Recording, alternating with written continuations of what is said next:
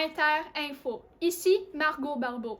Aujourd'hui, je vais vous parler du tsunami qui s'est manifesté il y a quelques jours, le 11 mars 2011. Il y a eu lieu au Japon, comme vous pouvez le voir juste ici.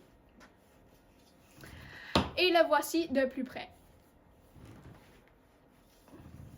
La région la plus touchée par ce tsunami était le Fukushima, ici en rouge foncé. Cette énorme vague a été créée par un tremblement de terre de force 9,1 sur l'échelle de Richter, dont l'épicentre était à 300 km nord-est de Tokyo. En plus de tout cela, il a provoqué d'importants dégâts à la centrale nucléaire de Fukushima Daiichi. Notre journaliste de terrain nous donnera plus de détails sur le phénomène. Ici Rachel Plateau. Je suis en effet à Fukushima, dans la région du même nom, l'endroit le plus touché au Japon. Quand le tsunami a touché les côtes, les habitants et scientifiques ont pu observer des vagues de plus de 30 mètres de haut par endroits. Ceci veut donc dire que les digues n'ont pas pu retenir les vagues. Celles-ci ont traversé environ 10 km à l'intérieur des terres, ravageant près de 600 km de côtes et détruisant partiellement ou totalement des villes et zones portuaires. Ce séisme a engendré environ 18 000 morts et disparus. Merci Rachel, quelle tragédie pour ces braves gens. Nous rejoignons de ce pas notre expert dans ce domaine. Bonjour Bob, pourriez-vous nous expliquer cet étrange phénomène? Bonjour Marco. Les tsunamis sont de grosses vagues ou plusieurs séries de vagues générées par le déplacement rapide de grands volumes d'eau en raison d'événements sismiques marins comme le tremblement de terre, d'éruptions volcaniques, de glissements de terrain et bien plus encore. Dans ce cas, le tremblement de terre est la grande cause de ce tsunami.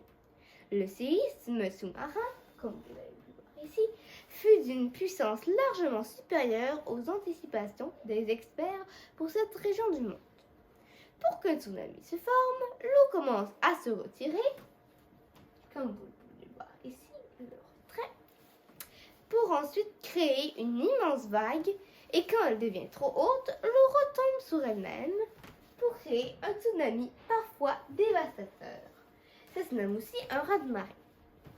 Après le tsunami, l'eau se retire une deuxième fois pour retourner à son état habituel, c'est-à-dire calme. Dans cette ville, on compte environ 289 009 habitants, ce qui fait énormément de blessés et de morts. Merci beaucoup Bob. Après la pause, nous allons vous présenter le discours du premier ministre du Japon, Naoto Kan. Restez à l'écran pour plus d'informations. Ici Margot Barbeau à Inter Info.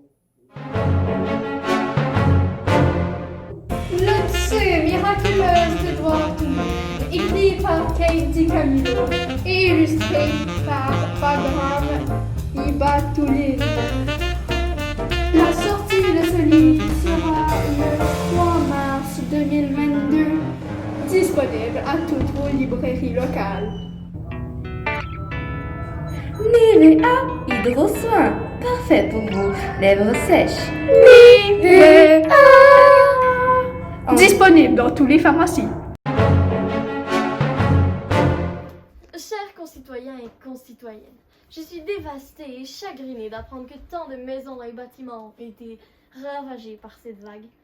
Le centre nucléaire Fukushima Daiichi a engendré plusieurs évacuations et tests de radioactivité pour ceux qui habitaient à moins de 200 km des centrales. Par contre, j'ai demandé l'aide internationale et nous l'avons reçue. Les Canadiens ont vite versé 48 millions de dollars en dons à la Croix-Rouge, ce qui va permettre d'appuyer la reconstruction et le rétablissement des collectivités au sein de notre nation. Merci. Monsieur, avez-vous perdu un membre de votre famille? Non. C'était la conférence du premier ministre du Japon, Naoto Kan. Nous espérons que l'aide humanitaire offerte portera leurs fruits.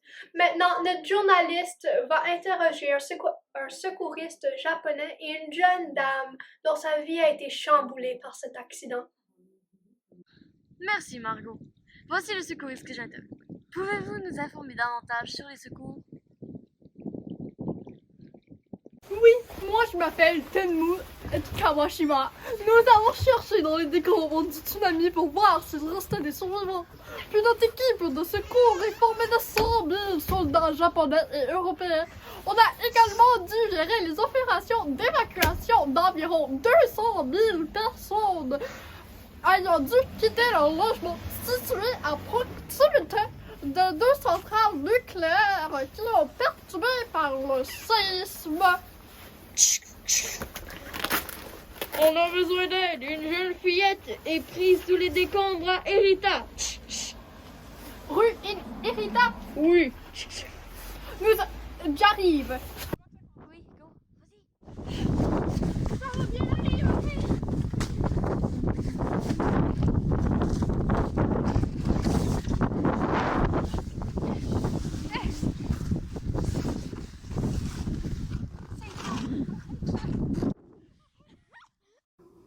Merci beaucoup, Monsieur Kawashima. Alors, voici une mère japonaise nommée Maira Saito qui va nous donner plus d'informations sur comment sa vie a été chamboulée par ce tsunami. Ma famille et moi avons entendu les alarmes de prévention. Donc, nous sommes partis vers un endroit de refuge avec ma fille, ma mère et mon père. Mon père, handicapé, refusait de nous suivre car les tsunamis n'ont jamais avancé si loin dans les terres. Il fallait agir vite car cette énorme vague avalait une maison après l'autre. Ma mère et moi avons essayé de le transporter, mais ça n'a pas marché. Donc, nous sommes allés chercher de l'aide, mais entre-temps, le mur d'eau avait déjà gagné du terrain. Des hommes nous ont crié « Vite, vite, dépêchez-vous !» Ne sachant que faire, je prends ma fille dans mes bras et tire ma mère par le bras. Entre nos pleurs, le cri de Minori, ma petite fille, disant « Papi !» déchirait l'air. Merci pour ce témoignage. Quelques solutions pour éviter des problèmes comme cela seraient que les nouvelles digues qu'ils vont reconstruire pourraient être plus hautes et qu'il y ait plus de lieux pour accueillir des personnes lors de n'importe quelle catastrophe. C'est tout pour notre émission spéciale de Tsunami. À demain, 10h, Maritime, 20h. C'était Margot Barbeau à Interinfo.